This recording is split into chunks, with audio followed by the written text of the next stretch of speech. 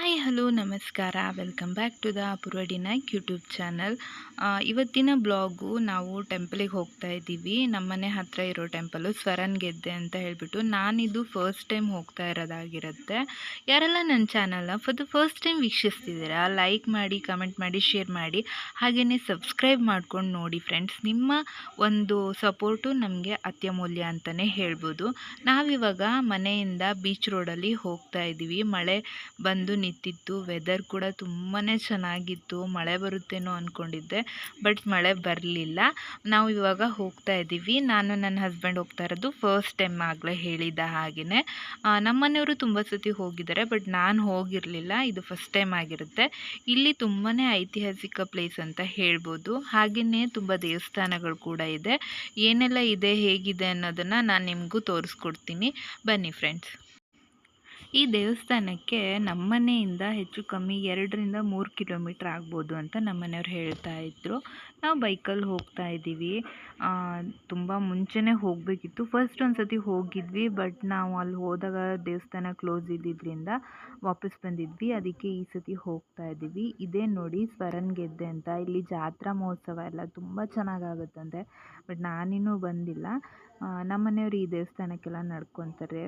ನೀವು ನೇಚರ್ನ ನೋಡಿದ್ರೆ ಹೆಂಗಿದೆ ಅಂತಂದರೆ ಸಿಕ್ಕಾಪಟ್ಟೆ ಚೆನ್ನಾಗಿದೆ. ನನಗಂತೂ ಹೋಗಿದ ತಕ್ಷಣ ಖುಷಿ ಆಯಿತು. ಇಲ್ಲಿ ತುಂಬ ದೇವಸ್ಥಾನಗಳಿದೆ, ಅಂದರೆ ಎಲ್ಲ ಪರಿವಾರ ದೇವರು ಪ್ರತಿಯೊಂದು. ನಾವು ಇಬ್ಬರು ಹೋಗಿದ್ದೀವಿ. ಇಲ್ಲೆಲ್ಲ ಪೂಜೆ ಮಾಡಿಸ್ಕೊಬರ್ಬೇಕು. ಮದುವೆ ಆದ ಹೊಸತ್ರಲ್ಲೇ ಹೋಗಬೇಕಿತ್ತು, ಬಟ್ ಹೋಗೋಕ್ಕಾಗಿರಲಿಲ್ಲ. ಆಗಲೇ ಹೇಳ್ದಂಗೆ ನಮ್ಮನೆಯವ್ರು ಮೆಟ್ಲು ಹತ್ಕೊಂಡು ಪಟ ಪಟ ಅಂತ ಹೋಗ್ತಿದ್ದಾರೆ. ನನಗೆ ನೇಚರ್ನ ನೋಡಿ ವಿಡಿಯೋ ಮಾಡಬೇಕೋ ಅಥವಾ ನಾನು ನೋಡಬೇಕೋ ಎರಡೂ ಗೊತ್ತಾಗ್ತಾ ಇರಲಿಲ್ಲ. ಬಟ್ ನನ್ನ ಹತ್ರ ಆದಷ್ಟು ನಾನು ಇಲ್ಲಿ ಕ್ಯಾಪ್ಚರ್ ಮಾಡಿದ್ದೀನಿ ಅಂತಲೇ ಹೇಳ್ಬೋದು. ನಾನು ಬುಜ್ಜಿ ಇಬ್ಬರೂ ಟೆಂಪಲಿಗೆಲ್ಲ ಹೋಗ್ತಾ ಇರ್ತೀವಿ, ಬಟ್ ಎಲ್ಲ ಟೈಮಿಗೂ ಹೋಗೋಕ್ಕಾಗಲ್ಲ. ಬುಜ್ಜಿ ಶಾಪಿಗೆ ರಜೆ ಹಾಕೋಕ್ಕಾಗಲ್ಲ ಅಂತ ಹೇಳಿಬಿಡ್ತಾರೆ.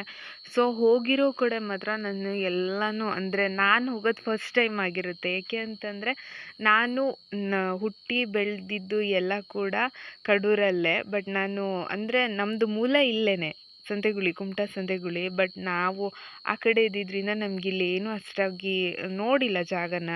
ಈಗ ಮದುವೆ ಆದಮೇಲೆ ಈ ಕಡೆನೇ ಇರೋದ್ರಿಂದ ಎಲ್ಲೇ ಹೋದರೂ ನಾನು ವೀಡಿಯೋಸ್ಗಳನ್ನು ಮಾಡ್ಕೊಳ್ತಾ ಇರ್ತೀನಿ. ಏಕೆಂದರೆ ನನ್ನ ಫ್ರೆಂಡ್ ಸರ್ಕಲ್ ಎಲ್ಲರೂ ಹೊರಗಡೆ ಇದ್ದಾರೆ. ಬಟ್ ನೀ ಹೇಗಿದ್ದೀಯಾ ಅಂತ ಕೇಳಿದವಾಗ ವಿತ್ ಪ್ರೂಫ್ ಹೀಗಿದ್ದೀನಿ, ಇಲ್ಲಿ ಹೋಗಿದ್ದೆ, ಈ ಥರ ಮಾಡಿದೆ ನಾನು ಅಂತ ಹೇಳ್ಬಿಟ್ಟು ಅವರು ನೋಡ್ತಾ ಇರಬೇಕು, ಕಾಂಟ್ಯಾಕ್ಟಲ್ಲಿ ಇರಬೇಕು. ನಾನು ಬ್ಲಾಗ್ಸ್ ಹಾಕ್ತೀನಿ, ಕೆಲವ್ರಿಗೆ ಇಷ್ಟ ಆಗುತ್ತೆ, ಕೆಲವ್ರಿಗೆ ಇಷ್ಟ ಆಗೋಲ್ಲ. ಬಟ್ ನಾನು ನನ್ನ ಖುಷಿಗೆ ಹಾಕೋದು ಈ ಬ್ಲಾಗ್ಸ್ಗಳನ್ನು.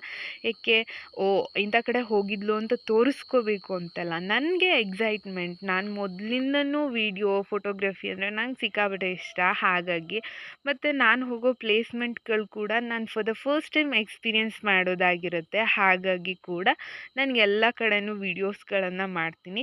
ಕೆಲವೊಂದಷ್ಟು ನಾನು ಮಾಡಿದ್ದೀನಿ. ಎಷ್ಟೋ ವೀಡಿಯೋಗಳನ್ನು ನನ್ನ ಮೊಬೈಲ್ ಗ್ಯಾಲ್ರಿಲಿ ಹಾಗೆ ಉಳ್ಕೊಂಡಿದ್ದೆ. ಸ್ಪೇಸ್ ಇಲ್ಲ ಗ್ಯಾಲ್ರಿಲಿ ಅಂತ ಬರ್ತಾ ಇರುತ್ತೆ. ನಾನಾದರೂ ಡಿಲೀಟ್ ಮಾಡ್ತಿರಲ್ಲ, ನಮ್ಮ ಮನೆಯವ್ರು ಬೈತಾ ಇರ್ತಾರೆ, ಮೊಬೈಲ್ ಹಾಳಾಗುತ್ತೆ, ಹ್ಯಾಂಗ್ ಆಗುತ್ತೆ, ನೀನು ಅಷ್ಟೊಂದು ಇಟ್ಕೊಳ್ತೀಯಾ ಅಂತ ಹೇಳಿಬಿಟ್ಟು. ಬಟ್ ನಾವಿದು ಫಸ್ಟ್ ಟೈಮ್ ಬಂದಿದ್ದರಿಂದ ಎಲ್ಲ ಕಡೆನೂ ಪೂಜೆ ಮಾಡಿಸ್ಬೇಕು ಅಂತ ಅತ್ತೆಯವರು ಹೇಳಿದರು. ಹಾಗಾಗಿ ನಾವು ಇಲ್ಲಿ ಎಲ್ಲ ಕಡೆನೂ ಪೂಜೆ ಮಾಡಿಸ್ಕೊಂಡು ಆಮೇಲೆ